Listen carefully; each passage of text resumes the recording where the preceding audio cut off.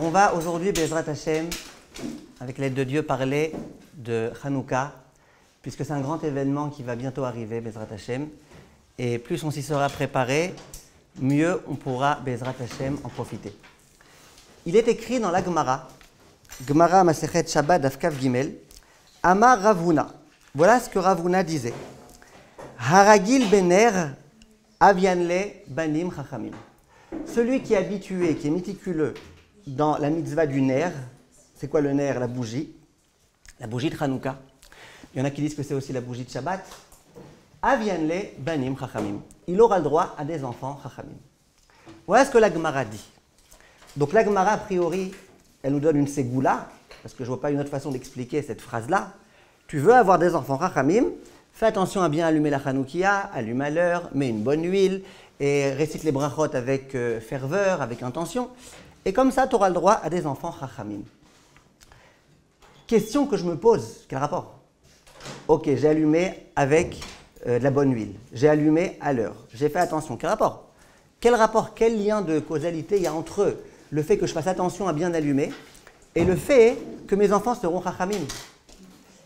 Ça, c'est la première question que je me pose. Avant de vous inviter à y répondre, j'aimerais quand même vous préciser quelque chose.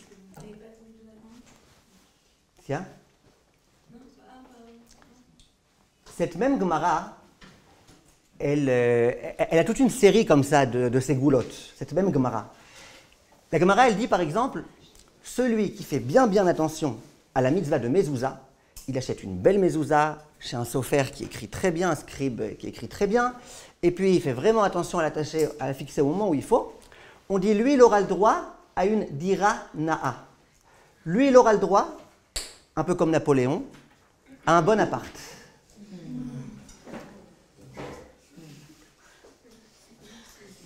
Et je peux comprendre.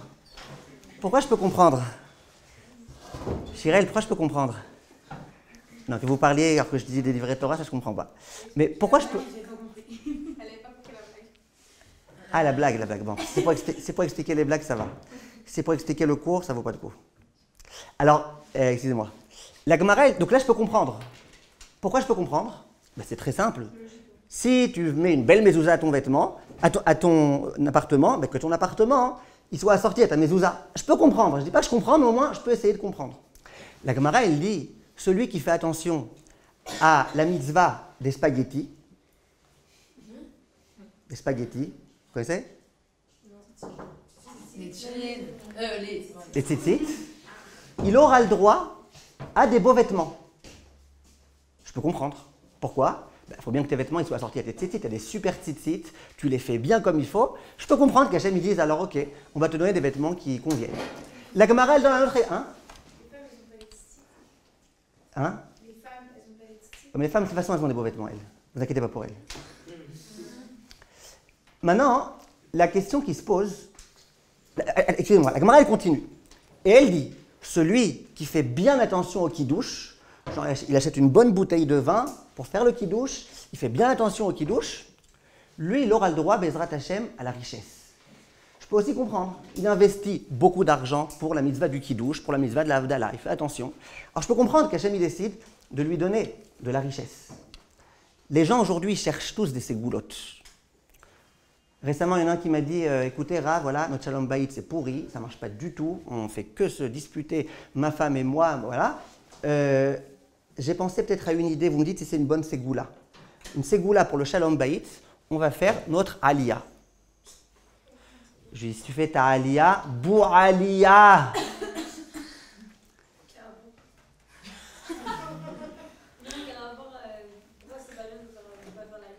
Je peux pas me faire la aliyah. J'ai dit que si déjà, ils ne s'entendent pas maintenant, et maintenant ils doivent organiser une aliyah avec tous les problèmes en amont, en aval, Bou'aliyah.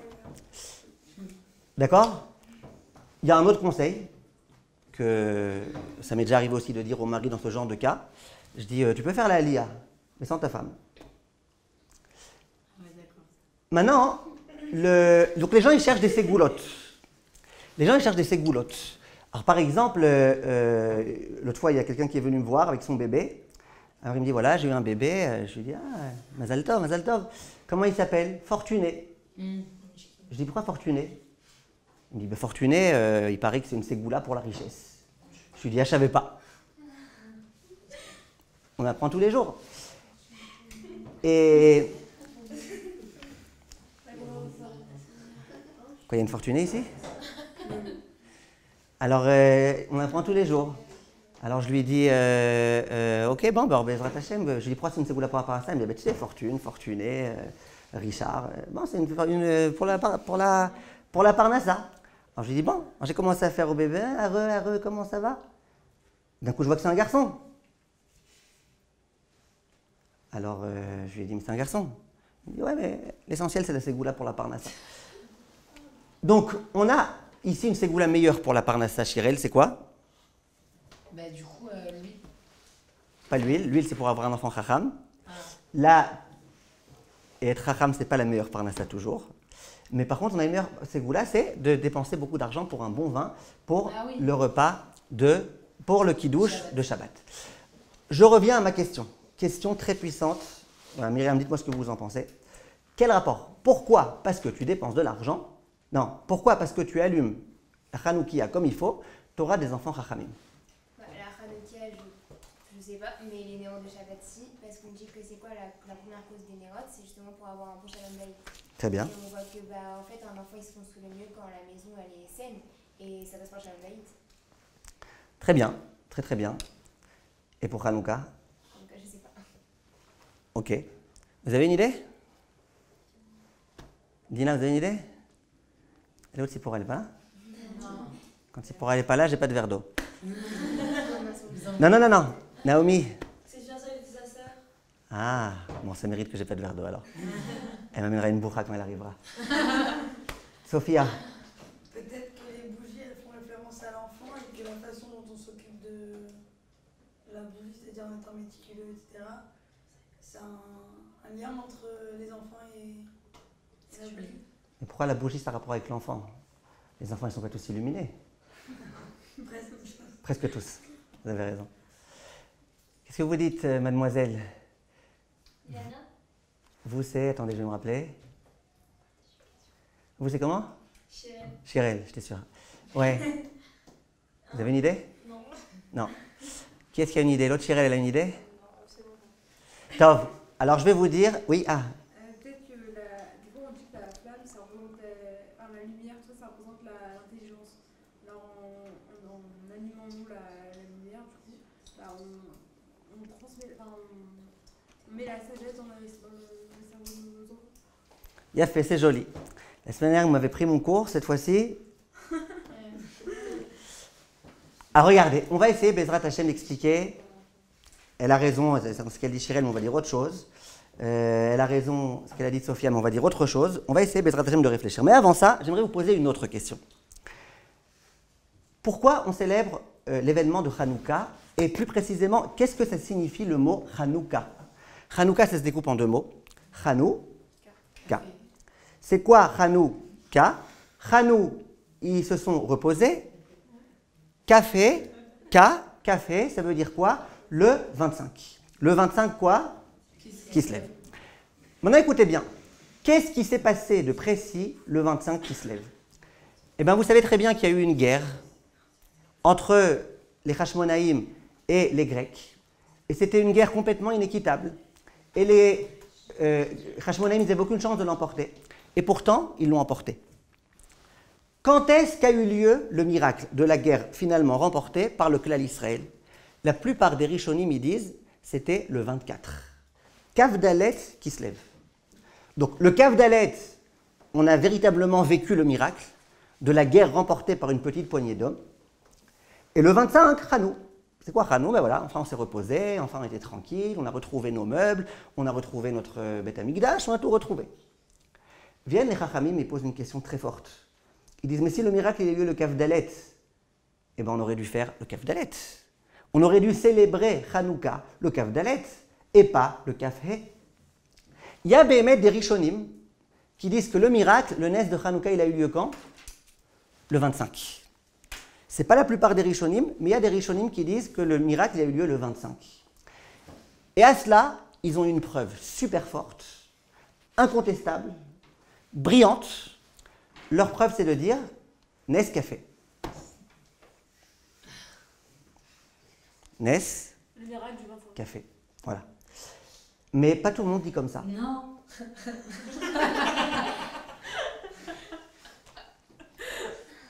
Nescafé. Vous avez déjà vu du Nescafé? Alors, la question, c'est comme ça. La question, c'est de dire, pour ceux qui disent Nescafé, Chazak, on a bien compris. Mais pour ceux qui disent que le miracle a eu le Kaf Dalet, pourquoi on célèbre Hanouka le café et pas le Kaf Dalet? Alors, Bechavod, Léa. Bonjour. Si vous dites, pourquoi on célèbre Hanouka le Kaf He et pas le Kaf Dalet si la guerre a été remportée, le Kaf Dalet et non pas le Kaf He?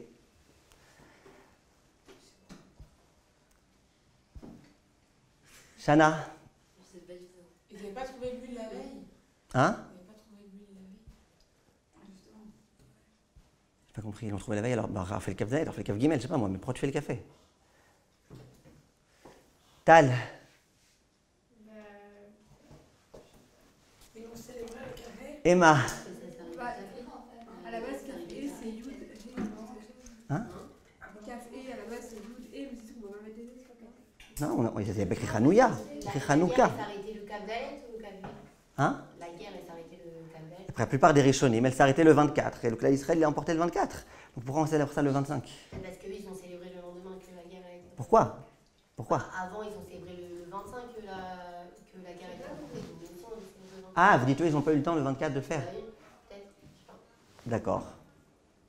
Très bien, c'est pas la réponse que je voulais donner, mais c'est très bien, Shalva. Oui? Oui? Bah Attends, il a levé la main. Bah, si on dit qu'ils ont trouvé la fièvre juive, super, mais le miracle, il a vraiment commencé à partir du lendemain. Et que l'huile, elle était supposée tenir un jour. C'est le lendemain qu'il y a le miracle. Et c'est le lendemain qu'ils ont pu se reposer parce qu'ils ont été rassurés. Non, moi je parle du miracle de la guerre. Il y a eu deux miracles. Il y a eu la fiole d'huile, on va y arriver dans un instant. Et il y a eu la guerre. La guerre a été remportée le 25. Le miracle, c'est le 25. Elle a été remportée le 24. Donc on aurait dû célébrer Hanouka le 24. Ça aurait fait Hanoukad. Pourquoi pas? Hein? C'est moins sympa. Hanoukad, c'est moins sympa? Pourquoi Kad? Kad, c'est une fiole. Ah ouais? Kad? Kad, Katan. Vous connaissez pas? Je sais pas, mais peut-être que la guerre elle a terminé à l'aube du nouveau jour. C'est pas. Je sais pas, c'est pas ce qu'on dit. Non, on dit Kavdalet. C'est pas le Kavdalet qui est en fait le café, mais on ne sait pas calculer. Non, par Vous exemple, voulez dire quelque chose, Cyril? Un gars? Je sais pas, peut-être que parce que pour montrer que la guerre elle s'est finie, donc à partir du café le lendemain, on peut commencer une nouvelle vie, genre entre guillemets. Il a fait. Et ouais, je vois très bien ce que vous voulez dire. Je crois que c'est vous qui avez vu ce que je voulais dire. On va arriver à ça très très bien. Razak. Alors écoutez bien. On va essayer, Bezrat Hashem, de bien comprendre qu'est-ce qui s'est passé à Hanouka. Et grâce à ça, on pourra répondre à nos deux questions. Qui est-ce qui se rappelle de la première? C'est quoi le lien avec les autres? Il a fait. La deuxième, pourquoi on célèbre le café et pas le Kavdalet? Razak. Alors, il y a eu, grosso modo, pendant Hanouka, deux miracles que nous venons célébrer. Le premier miracle, c'est le miracle de la guerre remportée par les Hashmonaïm. C'était un miracle grandiose, grand entre tous. Et à Hanouka, on vient célébrer ce grand miracle. Deuxième miracle qu'il y a eu, d'abord, je rappelle rapidement ce qui s'est passé, après on va rentrer un peu plus dans les détails. Deuxième miracle qui s'est produit, c'est la fiole d'huile. La guerre a été remportée. Enfin, nous avons retrouvé notre cher Beth Amikdash, notre chère Ménorah. Nous n'avions qu'une envie, c'est enfin de pouvoir rallumer la Ménorah. Et voilà qu'il n'y avait plus suffisamment d'huile pure, parce que toute l'huile était devenue impure au contact avec les non-juifs, les Yévanim, les Grecs. Il restait qu'un tout petit peu, une quantité suffisante pour un jour. Et ils se sont dit, on va quand même allumer pour un jour, ce qu'on peut, on peut. Le temps de préparer une nouvelle huile, ça allait prendre 8 jours. Et voilà que le miracle est que cette huile, elle a duré pendant 8 jours. À Hanouka, nous venons remercier Akadosh Baruch Hu de ces deux grands miracles. La guerre remportée et la Ménorah qui est restée allumée tellement de temps. Venez, on commence à réfléchir au premier miracle et on essaye de comprendre quelle est la grande leçon que le premier miracle va nous donner. Et vous allez voir ensuite que le deuxième miracle il va aussi nous donner à peu près cette même leçon, bien qu'a priori on a l'impression que c'est deux miracles qui n'ont rien à voir l'un avec l'autre. Et grâce à ça, on pourra comprendre c'est quoi l'essence de Hanouka. Alors, oui? J'ai une question, parce que je crois que je connais pas bien l'histoire. On dit que donc il y a eu la fiole d'huile qui a tenu pendant 8 jours, mais est-ce qu'à l'époque il y avait déjà Hanouka? Non? Non, avant il y avait la menorah, pas la Hanouka. Avant ils n'allumaient pas la Hanouka, ils allumaient la menorah. Si ça avait tenu 7 jours, nous on aurait fait Hanouka pendant 7 jours. Ouais. Il y a quoi de si spécial que ça ait tenu 8 C'est que ça a duré 8 jours. Ok, mais alors. Et que le temps de préparer de l'huile, c'était 8 jours. Si on pouvait préparer de l'huile le jour même, on n'avait pas besoin de miracle. Ah, ça veut dire Le que temps de préparer, ça prenait 8 jours. Alors regardez, on va commencer maintenant à réfléchir, Bezrat Hashem, au premier miracle. Le premier miracle, nous on a l'impression que, voilà, les Hashmonaïm, ils ont réussi à vaincre les Grecs, et puis voilà. Alors on sait qu'eux, ils étaient faibles, eux, ils étaient forts. Mais je ne sais pas si on s'imagine à quel point cette guerre, elle était inéquitable. Chachamim, ils disent qu'à l'époque du Chafetz Chaim, nos détracteurs, nos ennemis, les non-juifs, eh ben, ils se sont amusés dans leur journal à faire une caricature pour se moquer des juifs. Dans cette caricature, on voyait, donc l'intitulé c'était « Regardez ces juifs, comment ils font de la peine quand ils partent au combat ». Donc vous vous imaginez une caricature des Hashmonaïm qui sont en train de partir au combat contre les Grecs. Du côté droit de la caricature, vous voyez des armées grecques puissantes et aguerries, armées jusqu'aux dents, avec des hélicoptères et des avions et des tanks et tout ce que vous voulez pas. Je ne sais pas comment ils ont réussi dans 10 cm à mettre tout ça, mais c'était exactement ça la caricature des armées vraiment qui font peur. Ça, c'était le côté des Grecs. De l'autre côté, il y avait le côté des Juifs. Alors, tu voyais quelques Juifs, des vieillards comme ça, avec une très très longue barbe, des longues papillotes. Dans leurs mains, ils tenaient un petit couteau en plastique. C'était avant que le coût du plastique augmente tellement. Et il y avait des petits gamins qui étaient avec leurs petits tire-bouchons, là, comme ça, en train de machin. Et il y avait aussi des femmes. Est-ce que vous avez déjà vu des femmes faire la guerre? Chirel, vous avez déjà vu des femmes faire la guerre? Il y en a qui sont. Ouais, vous avez déjà vu? Ouais. Non, n'oubliez pas, vous n'avez jamais vu des femmes faire la guerre. Sur le. Emma, vous avez déjà vu des femmes faire la guerre? On n'a pas vu, mais sur des photos et tout, il y a des femmes qui vont au combat. Voilà, ne me dites pas que vous n'avez jamais vu des femmes faire la guerre. Vous n'avez jamais vu des femmes faire la guerre? Pas par en la voyant en vraiment, mais par des films ou un truc comme ça. Oui. Donc, Ben moi non je plus. pense que- Moi non plus, j'ai jamais vu. Mais j'ai un ami qui était à l'armée israélienne à Tzahal et il m'a dit, je vais te décrire exactement c'est quoi une femme au combat. Il dit, il y a ici le tank, d'accord? Vous imaginez, la table, là, c'est le tank. Il dit, donc on est tranquille, chacun avec nos armes, notre fusil. Il dit, donc il y a les hommes, tranquilles. Il y a les femmes, genre, elles relèvent bien le buste comme ça pour bien montrer qu'elles sont sûres d'elles et tout. Et puis on est comme ça tous avec nos armes. Il dit, d'un coup, il y a des terroristes qui arrivent. Il dit, les hommes, qu'est-ce qu'ils font? Tout de suite, ils prennent leurs armes, ils visent, et puis ils tirent. Il dit, ça c'est les hommes. Il dit, les femmes, qu'est-ce qu'elles font? Les femmes, elles paniquent et elles se cachent derrière le tank.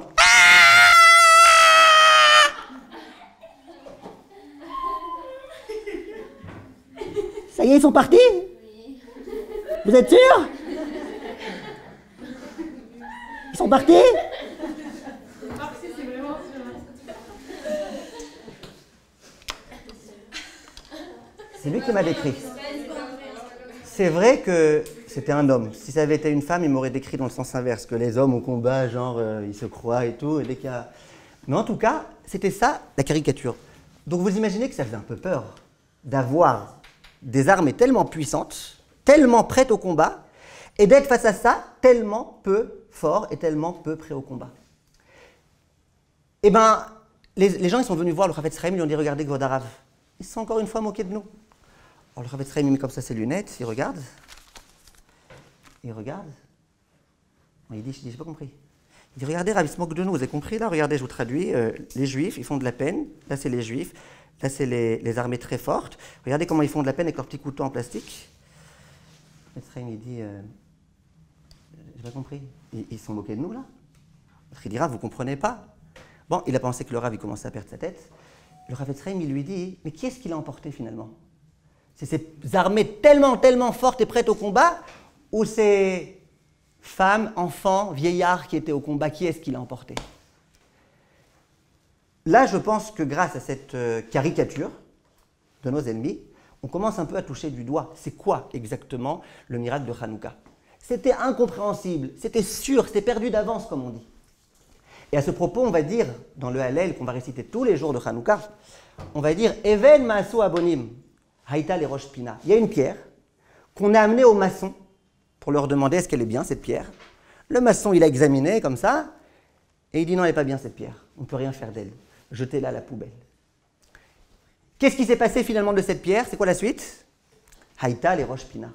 C'était la pierre axiale d'un gigantesque édifice. La pierre sur laquelle tout l'édifice reposait. Alors on dit, mais c'est bizarre. Les maçons, ils t'ont dit qu'on ne pouvait rien faire avec. Et on a réussi à faire avec ça la pierre axiale. Qu'est-ce qu'on dit immédiatement après? Mais Hachem haïtazot iniflat be'enenu. C'est Hachem qui a décidé. Et donc, ça dépasse complètement notre entendement. Ça veut dire que tout ce premier miracle, c'est vraiment quelque chose d'incompréhensible. Et pourquoi on a eu le droit à ce miracle? Parce qu'Hachem était avec nous. Aucune autre façon d'expliquer ce miracle. Je vous pose une petite question. Les Hashmonaïm, je ne pense pas qu'eux, ils étaient habitués aux bisounours, au Mickey Mouse et à toutes ces choses-là. Je ne pense pas qu'ils savaient que ça allait bien se terminer. À mon avis, quand ils sont partis, ils se sont dit que c'était perdu. Je crois vraiment qu'ils pensaient qu'ils allaient réussir comme ça, une dizaine d'hommes, à vaincre des milliers de tanks, etc. Impossible. Alors pourquoi ils l'ont fait? Pourquoi ils se sont jetés littéralement, comme on dit en français, dans la gueule du loup? Pourquoi? Ilana, pourquoi? Pourquoi ils l'ont fait? S'ils savaient qu'ils allaient perdre, alors c'est dommage. Vous avez la lumière. Hein? Vous avez la lumière. Donc vous pensez que dans leur tête, ils étaient certains, c'est bon, on va gagner? Ouais. Peut-être. Ils ont essayé. Rachel, qu'est-ce que vous dites? Ben, je vais vous dire. À mon avis, l'idée est très claire. Je ne sais pas s'ils savaient qu'ils allaient gagner. Bien sûr qu'ils savaient que si Hachem voulait, ils gagneraient. Je ne sais pas s'ils savaient qu'Hachem voudrait. Mais une chose est sûre, c'est que les Hashmonaïm, ils ont donné une leçon. C'est que de vivre comme des Grecs, ça ne vaut pas le coup. On préfère vivre et mourir comme des Juifs que vivre une vie de Grecs. Les Grecs, qu'est-ce qu'ils voulaient de nous? Ils voulaient qu'on oublie complètement notre Shabbat, notre Rosh Chodesh, notre Brit Mila, notre Dieu. Ils voulaient qu'on oublie tout ça. C'est ça leur intention aux Grecs. Donc qu'est-ce qu'ils voulaient en d'autres termes faire? Ils voulaient nous tuer spirituellement. Eh bien les Hashmonaïm, ils ont compris une chose.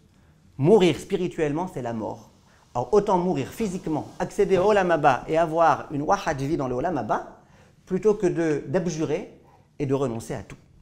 Au passage, j'aimerais vous dire quelque chose de très joli. En tout cas, moi je pense que c'est joli. Comment ils disent les Ashkenazim? Ils ont voulu nous faire oublier. Vous savez que dans le Lanissim, qu'est-ce qu'on dit? On dit les Shakecham Toratecha, ils ont voulu nous faire oublier ta Torah. Il y a ici une Ashkenaz? Il n'y a pas Ashkenaz de service ici? Non?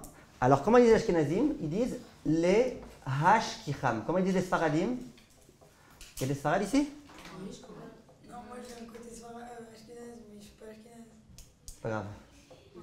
Les Hashkicham. C'est clair ou pas? Enlevez au mot les Hashkicham le shin de. C'est quoi les mises autres qu'ils ont voulu nous enlever, Shana? Shabbat. Le yud. Non, le chet de. Chodesh, non? Chodesh. Le même de Mila. Mila. D'accord? Il vous reste 4 lettres. Lamed, He, Kaf, Yud. Quels mots vous pouvez former pour celles qui sont les habituées au Scrabble ou au Google? Quels mots vous pouvez former? Hein? Chayle? Non, un mot avec 4 lettres. Quoi, Chayle? Ah, je croyais que vous vouliez Je vous répète les lettres. Vous avez le Lamed, le He, le Kaf et le Yud. Kila, c'est pas un. Kila, c'est pas le. Kila. Qui là, c'est quoi? C'est pas la mort, un truc comme ça. Il a fait. Klaya. C'est quoi Klaya? L'anéantissement. Ah, voilà. Très bien, Kol HaKavod. Vous pouvez l'applaudir. Ça vous êtes réveillé aujourd'hui. Klaya, c'est quoi? C'est l'anéantissement. Ils ont voulu, écoutez bien la belle idée, ils ont voulu, les Grecs, en nous privant de notre Shabbat, de notre Chodesh, de notre Mila, ils ont voulu nous anéantir. Ils connaissaient la recette. La recette pour anéantir le clan Israël, supprime-leur les mitzvot, tels que ces mitzvot-là. Et qu'est-ce qui est très joli? C'est que grâce aux Hashmonaïm qui n'ont pas cédé, on a eu le droit à quoi?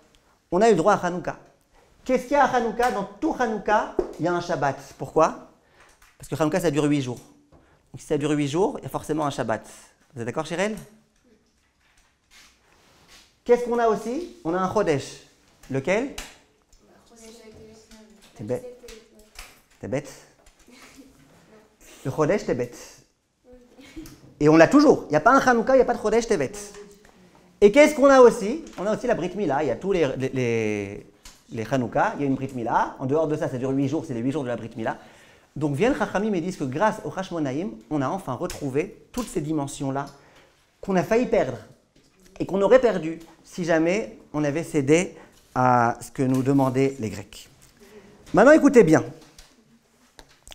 Les poskim, les décisionnaires, posent une très très importante question. Vous savez qu'il y a un autre événement qui ressemble beaucoup à celui de Hanouka. D'ailleurs, dans le Patach Eliyahu, il y a à droite et à gauche. Comment il s'appelle?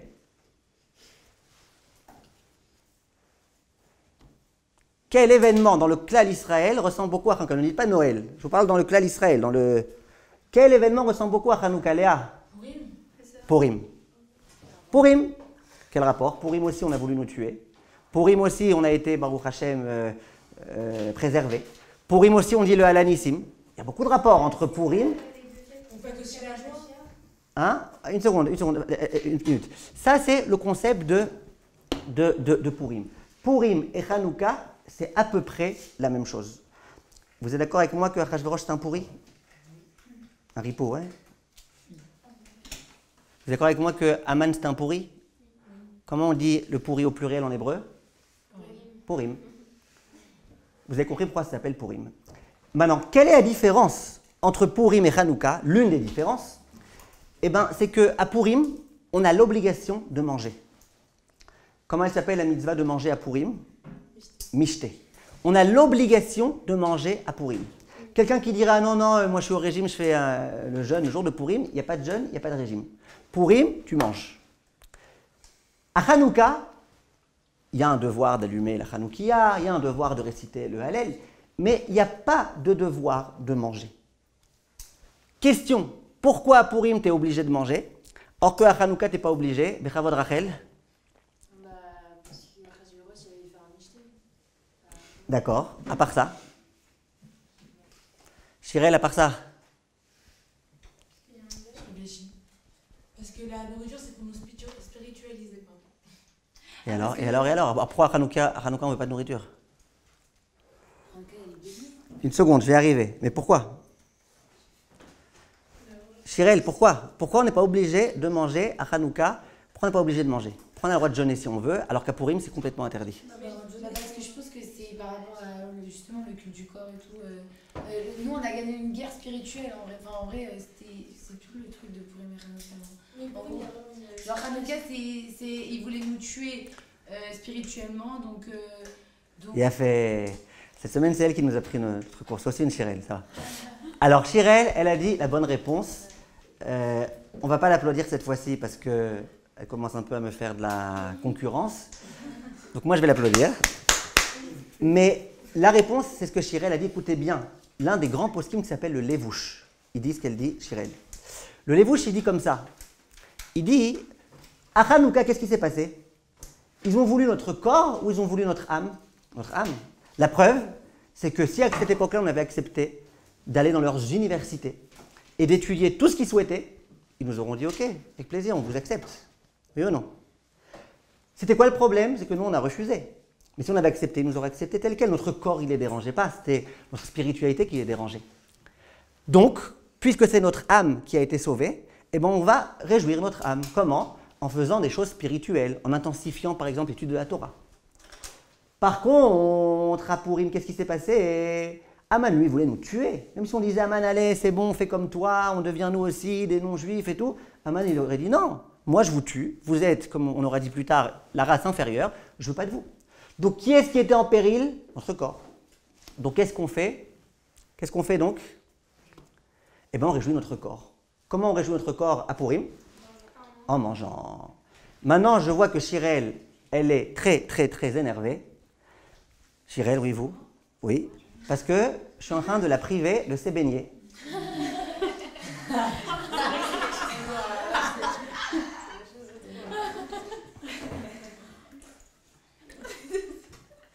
Ben ouais, j'ai dit, il n'y a pas de mitzvah de manger des beignets, alors je la vois faire la tête.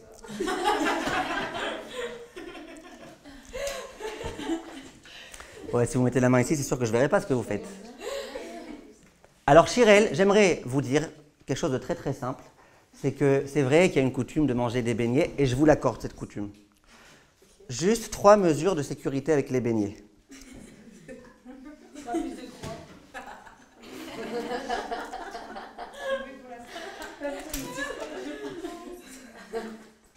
Pas plus que 3 mesures ou pas plus que 3 beignets? Pas plus. Excusez-moi. 3 règles de sécurité. La première, sachez que pour un beignet qui pèse 150 grammes, ici ça se traduit par 2 kilos.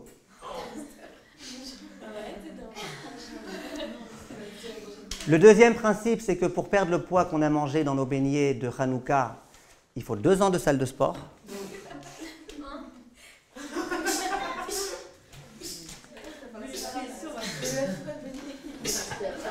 Vous avez dépassé le record là. Les chaïm. Même ma femme, elle n'en fait pas autant. Non, c'est vrai, elle éternue beaucoup elle aussi, mais pas autant. Troisième règle, ne l'oubliez surtout pas celle-là. Le principe, 1 de perdu, 10 de retrouvé, c'est valable aussi pour le poids.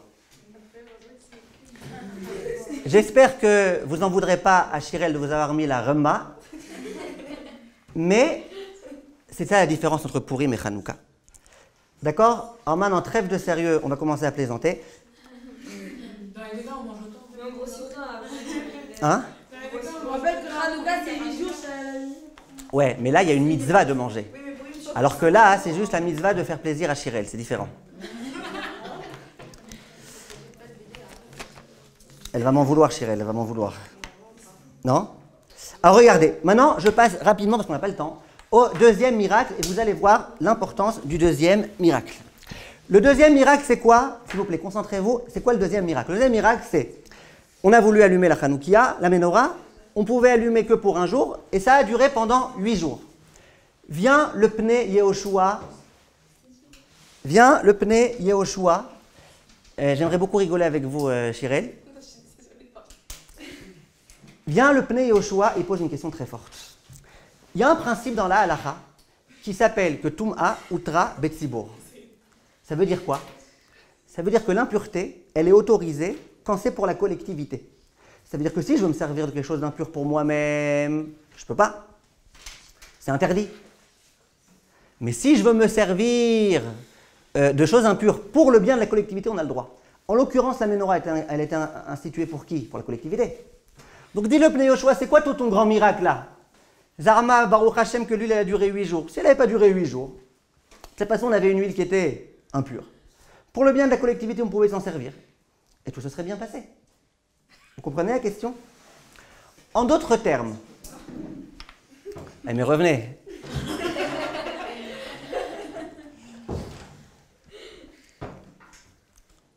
En d'autres termes, écoutez bien la force de la question. En général, on a un principe. Hachem ne fait pas des miracles gratuitement, vous savez ça? Hachem ne fait pas des miracles sans raison. Hachem, il a créé des lois de la nature et il ne fait pas des miracles sans raison. S'il fait des miracles, c'est qu'il y a une raison. Oui? Alors, écoutez bien la question. Alors, pourquoi là, Hachem, il a fait un miracle? Si tu considérais qu'on était obligé d'avoir un miracle, pourquoi? Parce que sans le miracle, on n'aurait pas eu de Menorah. J'aurais compris qu'Hachem fasse un miracle. Mais là, on aurait eu une Menorah. Pourquoi?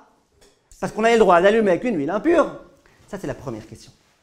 C'est la première façon de comprendre bien la question du Pnei Yehoshua.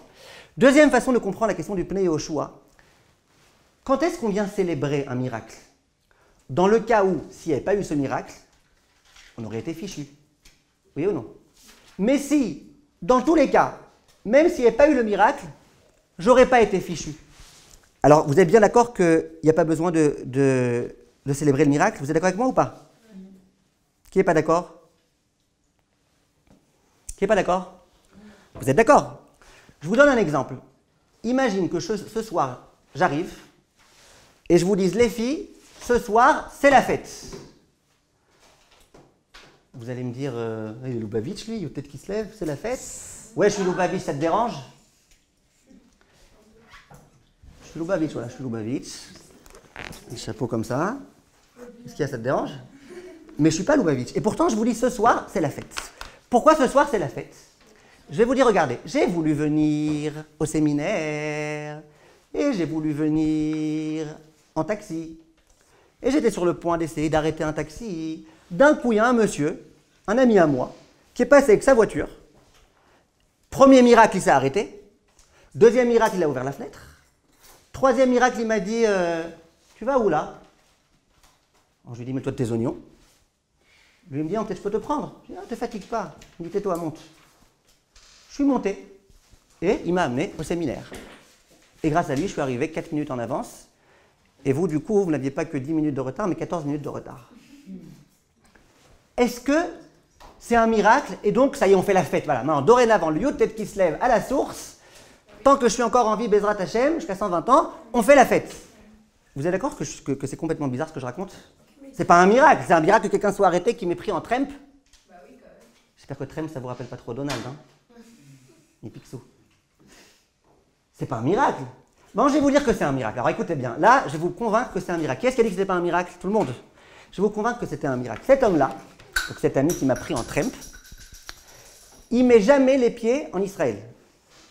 Les rares fois où il met les pieds en Israël, c'est quand? C'est où? Il va à Tel Aviv. Jamais il vient à Jérusalem. C'est la première fois de sa vie, ce soir, qu'il était à Jérusalem. Pourquoi? Il a un poisson rouge. Ça fait 2 semaines qu'il est un peu malade. Il est venu au Kotel pour prier qu'il meure sans souffrir, le pauvre.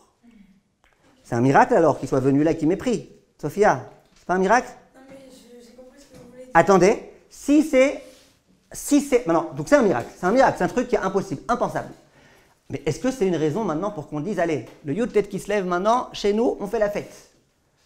Non, pourquoi? Parce que s'il n'y avait pas eu ce rigolo là qui était venu me prendre, eh ben, je serais venu en taxi, ou à pied, ou en bus, ou à 4 pattes. Mais je serais venu. Donc il m'a servi à rien son miracle. S'il m'a servi à rien, super, je me réjouis, quelqu'un m'a pris en trempe, ça va, vous comprenez ou pas ma question? Là, c'est ce qui s'est passé. Sans huile pure, on aurait allumé avec une huile impure. Waha. Alors Sophia, elle n'est pas contente de la question. Qu'est-ce qu'il y a? Non, c'est pas ça, c'est qu'on n'en a aucune idée. Si ça, justement, il y a le miracle, c'est justement pour. C'est là qu'on doit se poser la question. Si normalement, justement, on a l'impression qu'on n'avait pas besoin de ce miracle, si le miracle a eu lieu, c'est parce que justement, il y avait besoin qu'il se passe ce miracle. Mais c'est la question du Pnei Yoshua. Pourquoi? Puisqu'on pouvait allumer avec une huile impure, donc on n'avait pas besoin d'avoir une huile pure pendant 8 jours. On aurait allumé pendant 1 jour avec une huile pure, 7 jours avec une huile impure, jusqu'à ce qu'on ait une nouvelle huile. Ok, mais c'est comme si je vous dis votre ami, il aurait pu ne pas venir, mais si ça se trouve, je sais même sur le chemin d'un taxi. Voilà. Ah ok, mais alors dans ce cas, tous les jours c'est la fête. C'est déjà beaucoup la fête chez les Juifs. Hein. Tous les jours on fait la fête. Tous les jours où vous êtes encore en vie et Baruch Hashem, vous n'êtes pas morte et moi aussi et vous non plus, eh bien on fait la fête. En quelque sorte, oui, tous les jours c'est des NES. Après, ce NES-là il est différent, mais je sais pas, je suis pas très d'accord. Ok, tout le monde est d'accord avec ma question à part Sophia? Chirel, vous êtes d'accord avec ma question? Si vous voulez éternuer, éternuez. Hein. Vous gênez pas. Alors, la réponse, je vais vous dire c'est quoi la réponse. La réponse, ça consiste à dire que, et là, on va retrouver l'essence du premier miracle. C'était quoi le premier miracle? Les Juifs, ils disent, nous, on ne veut pas renoncer à notre judaïsme. On ne veut pas renoncer à nos mitzvot, Shabbat, Mila. On ne veut pas l'anéantissement, on ne veut pas la klaya, on ne veut pas. On tient à notre Torah. Yofi, Baruch Hashem, ils ont réussi maintenant à avoir leur Torah saine et sauve. Oui? Maintenant, ils viennent pour allumer la menorah. Et là, ils voient qu'ils ne pourront pas allumer la menorah comme il faut. Ils pourront allumer la menorah qu'avec le doigt. Vous savez c'est-à-dire quoi avec le doigt? Si on fait un raisonnement du Pnei Yoshua et que vraiment on dit que c'est la collectivité, donc c'est permis, dans les yeshivot ils font beaucoup ça avec le doigt. Donc du coup, qu'est-ce qui se passe? Eh bien, on peut allumer. Genre a posteriori, ça va, Dieu il ne se fâchera pas. Mais c'est pas ça qu'on veut, nous. Nous, on s'est battu, corps et âme. Pourquoi? Pour retrouver notre menorah. Pas pour retrouver une menorah avec le doigt. Genre, ben allez, c'est pas si grave que ça va. D'après le Pnei Yoshua, t'es quitte. D'après le Pnei Yoshua, on est quitte. Nous, on veut accomplir les mitzvot bien. C'est-à-dire que la leçon, ça veut dire que l'idée qu'ils avaient en tête, c'est que non seulement on ne renoncera pas à la Torah, mais même aux mitzvot, la méadrine, bien accomplie, sans avoir besoin de se servir du doigt, ça non plus, on ne veut pas renoncer. Et maintenant, écoutez bien ce qui se passe. Deux choses. On a la réponse à notre question. Premièrement, on a posé la question pourquoi Hachem il fait un miracle? Hachem ne fait jamais de miracle en vain, pour rien. Réponse, c'était pas pour rien. Même Hachem, il a craqué. Quand Hachem, il a vu combien les Hashmonaïm voulaient s'investir dans l'accomplissement des mitzvot, que ce soit des mitzvot à 100% avec tout le cœur, même Hachem, il a craqué, il dit allez, pour vous, je fais un miracle. Pourquoi alors nous on se réjouit? Vous vous rappelez du côté de qui se lève? Pourquoi nous on se réjouit? De toute façon, sans ça, nos ancêtres, ils auraient pu allumer la menorah. Ouais, ils auraient pu allumer. Mais ils auraient allumé Bedi Avad. Ils auraient allumé un allumage pas très cachère. Pas très méadrine en tous les cas. Nous, on vient et on se réjouit. Merci Hachem d'avoir fait un miracle qui a permis à nos ancêtres d'accomplir la mitzvah de la menorah, la méadrine. Au passage, et là je vous pose une question de halakha, vous pouvez embrouiller qui vous voulez avec cette question. Donc servez-vous-en avec mesure. On a une halakha. C'est qu'il y a un concept qui s'appelle la mitzvah. Et il y a un concept qui s'appelle, comment on appelle le plus que la mitzvah, Ilana? Hidur mitzvah. Maintenant, combien il faut être prêt à dépenser d'argent pour le hidur mitzvah? Shalva, j'ai un etrog. Mon etrog, mon cédra, il coûte 100 shekels. Maintenant, je vois à côté un cédra qui coûte 2000 shekels. Je suis obligé de l'acheter? Non. Non. Et s'il coûte 101 shekels? Non, tout dépend. Si le cachère il coûte 100, je suis pas obligé de dépenser 101? Tout dépend de la qualité du etrog. La qualité de quoi? Du etrog. L'étrog. Non, je vous dis, il est beaucoup mieux. Le deuxième, il est méoudar, il est beaucoup mieux. 101, oui? Et 2000, non. Ok, 102, 103, 104, Moi, je pense 106, que c'est 120, En fait, 150? en fonction de la Mais c'est vie, pas hein.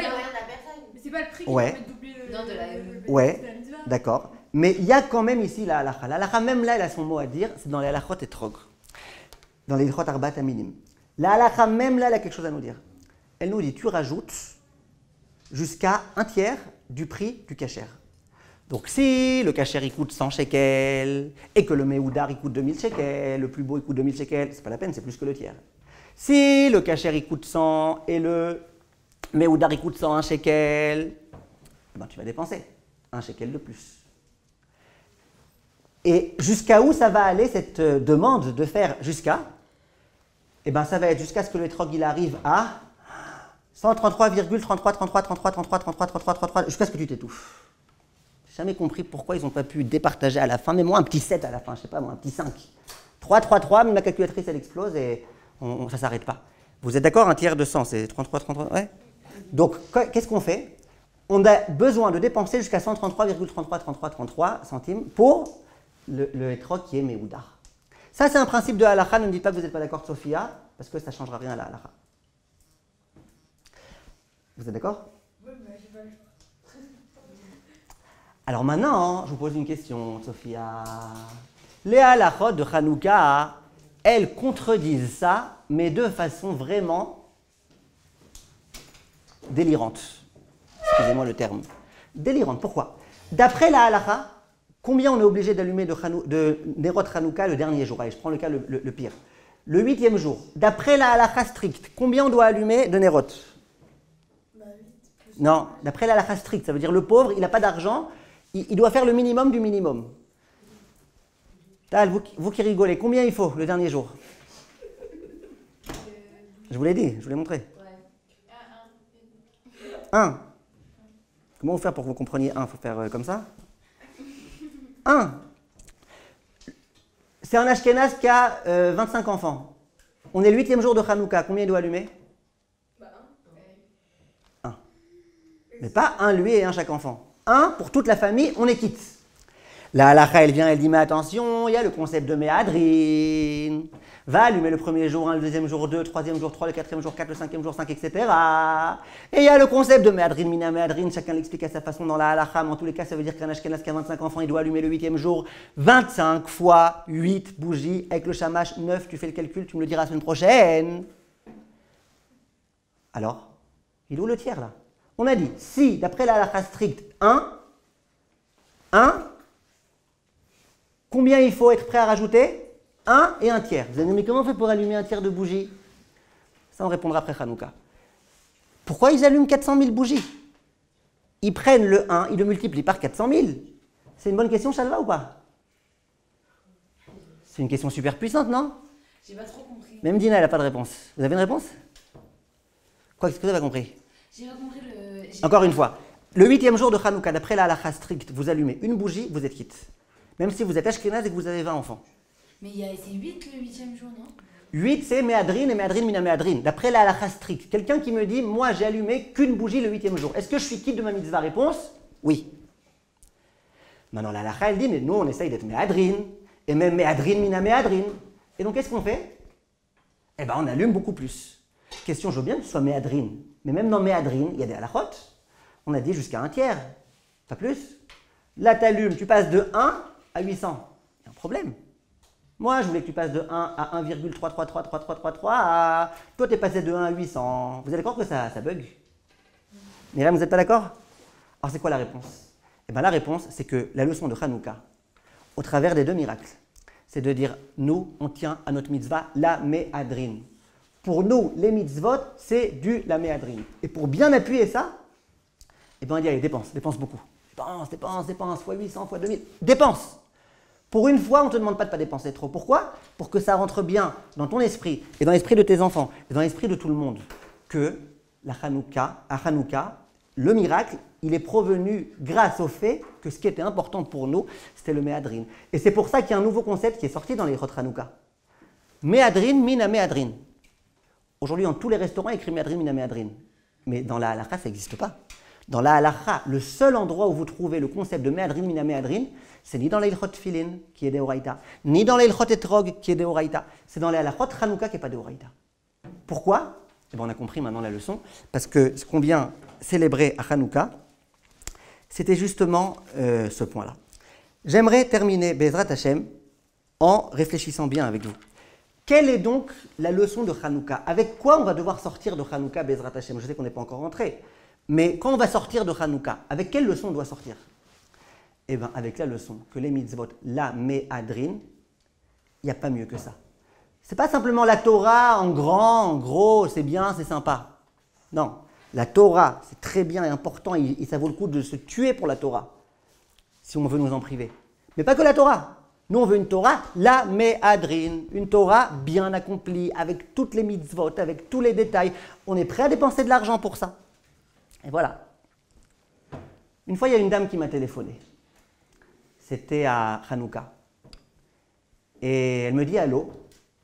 Maintenant, moi, juste que vous compreniez, d'abord c'était Hanouka. En plus, j'étais après une toute petite bouteille de bourra. Elle me dit allô. Je lui dis à l'huile. Vous êtes sûr, mais elle n'a pas compris. Je crois qu'elle était israélienne. Et je lui dis bon, donc, je vais vous poser une question. Je lui dis, essayez. Elle me dit, je voulais savoir, est-ce que je peux me servir de l'argent du Maaser pour acheter mes beignets de Hanouka? Alors moi, après ma bouteille, je lui ai dit, je peux vous poser une question? Ne me dites pas que vous vous servez de l'argent du Maaser pour acheter aussi votre dentifrice. Elle me dit, bah si, c'est une mitzvah d'avoir des dents blanches.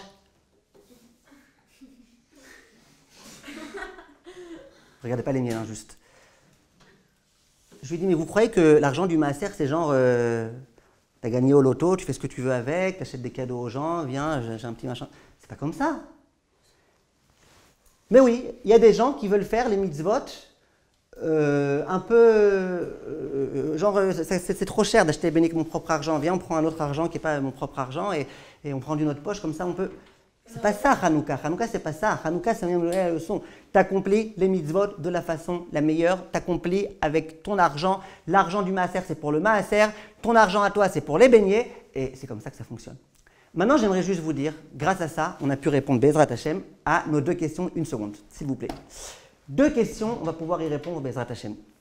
Première question, on a demandé. Deuxième question, plus précisément.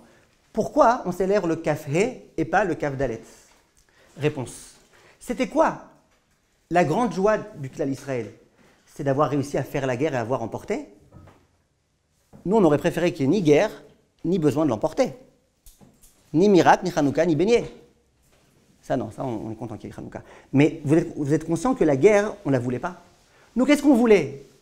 Vaincre et dire on est les meilleurs, c'est pas ça qu'on voulait. Qu'est-ce qu'on voulait? Léa, qu'est-ce qu'on voulait? Pouvoir retrouver notre Shabbat, Mila, Chodesh, Torah, etc. Quand est-ce qu'on a pu retrouver notre Torah? C'était le Kavdalet? Ben non, le Kavdalet, on était éreintés, exténués, morts. On venait de finir la guerre, on n'en pouvait plus. Quand est-ce qu'on a pu enfin retrouver notre cher Menorah et notre cher Beth Amikdash, notre chère page de Gemara, etc. Le lendemain, le café. Donc nous, ce qu'on célèbre, ce n'est pas la guerre remportée, c'était un moyen d'arriver à quoi? À avoir retrouvé notre Torah. Et donc ce qu'on célèbre, c'est le café. Maintenant, on a posé une question. On a dit, pourquoi on dit que celui qui a des enfants, que ses enfants seront Talmidei Chachamim s'il allume bien. Alors, vous avez dit des très jolies choses. Moi, à mon avis, on peut dire comme ça. Il y a une Gemara dans Masechet Makot qui dit, celui qui aime les Talmidei Chachamim, celui qui honore les Talmidei Chachamim, celui qui respecte les Talmidei Chachamim, il aura des enfants Chachamim, il aura des gendres Chachamim, il aura, etc. Quand mon père il nous a enseigné cette Gemara, il a posé une question. Il a dit, vous pouvez m'expliquer quel rapport?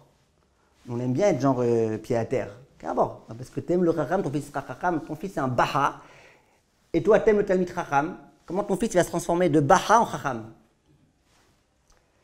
Mon père il a dit comme ça. Il dit parfois, vous voyez un père, par exemple, qui regarde le match de foot. C'est la finale de la Coupe du Monde. Et en plus, c'est Paris Saint-Gervais. Non, Coupe du Monde, c'est la France. Et en plus, c'est la France contre Israël. Ton père, il est comme ça devant le match, même si il y a le directeur de l'école qui dit ton fils, il est renvoyé, il dit tu me parleras demain de ça. Il est aspiré par le foot. Alors quand il y a un but, dans la rue tout entière, tu entends but! Il y a un but. Surtout si le but, c'est Israël qui l'arrange par là. D'accord? Ça, c'est ton père, quand il regarde un match de foot, s'il aime beaucoup le foot. C'est-à-dire que quand il regarde le foot, il s'en fout de tout, à part du foot. Dit mon père, maintenant imagine que ton père, au lieu que ce soit ça, attendez, bon, qu'est-ce que tu apprends de ça? Myriam, qu'est-ce que tu apprends de ça? Tu apprends que c'est important le foot. Ah ouais, tu apprends que le foot, pour ton père, en tout cas, c'est important. Donc si tu veux faire plaisir à ton père et que tu as le gabarit de devenir footballeuse, je ne vous conseille pas. Moi non plus. Eh bien, sois footballeuse. Viens, mon père, et il dit, ici, maintenant, le père, qu'est-ce qu'il fait? C'est un Talmid, il aime les Talmidei Chachamim. Donc, quand il est assis au Beth Midrash, qu'il y a le Talmid Chacham qui vient, tout de suite, paf, il saute, il fait un trou dans le plafond. Tellement qu'il honore le Talmid Chacham. Et tout de suite, je peux te préparer un café, je peux t'aider, je peux machin. Comme si pourra. Non, moi, je ne suis pas un Talmid Chacham, mais j'imagine que si elle le fait pour moi, elle le fait aussi pour les Talmidei Chachamim d'amener un verre d'eau. Alors là, qu'est-ce qui se passe? Non, parfois, je vous envoie quelques petites akitsot, mais ne prenez pas ça au sérieux. Qu'est-ce qui se passe? Eh bien, le fils, il va voir, waouh, pour papa, c'est important d'être Talmid Chacham. Oh, pour papa, c'est important d'être Talmid Chacham. Pour papa, c'est important d'être Talmid Chacham. Eh bien, moi, je vais essayer de l'être. Et celui qui décide de l'être, même s'il est Baha, il deviendra un Talmid Chacham. Quand on dit celui qui allume la Chanoukia, il sera, Be'ezrat Hashem, il aura des enfants Talmidei Chachamim, à mon avis, on peut expliquer de cette façon-là. Quand tu allumes la Chanoukia, mais pas juste allume la Chanoukia. Vous suivez? Tu allumes la Chanoukia en racontant à tes enfants. Chanouka, c'est la Torah. Chanouka, c'est la joie. La Torah, c'est la joie. La Torah, la Méadrine, c'est la joie. Le plus important de notre vie, c'est la joie. Nos ancêtres, ils ont réussi, Baruch Hashem, à avoir une mitzvah, la Méadrine. On se réjouit de ça. Quand tu rentres ça dans ta tête, la tête de ton fils, ben ton fils, il n'aura qu'une envie. C'est d'essayer, Bezrat Hashem, d'appliquer ça et de devenir Talmid Chacham. Mais évidemment, vous avez raison, ça dépend comment on allume la Chanoukia. Et je finirai avec cette dernière histoire d'une femme, une fois, qui m'a téléphoné de France. C'était pendant Hanouka. J'étais pas après une petite bouteille de bourra. Et elle me dit allô. Je lui ai dit allô. Elle a compris, je crois. Et elle me dit j'ai une question à vous poser. Alors là, attachez vos ceintures. Attachez votre ceinture. C'est bon? Elle se moque de moi, elle n'a pas attaché, elle me dit qu'elle a... Elle me dit, est-ce qu'on a le droit de décorer son sapin à la lumière de la Hanoukia? Alors là, je vous promets que quand elle m'a posé cette question, même son sapin, il avait les boules.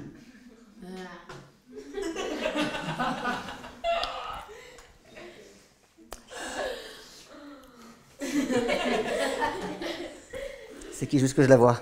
Ah, Naomi. Si tu allumes la Hanoukia dans l'état d'esprit, les boules du sapin, c'est pas comme ça qu'on fait Srat Talmid Chacham.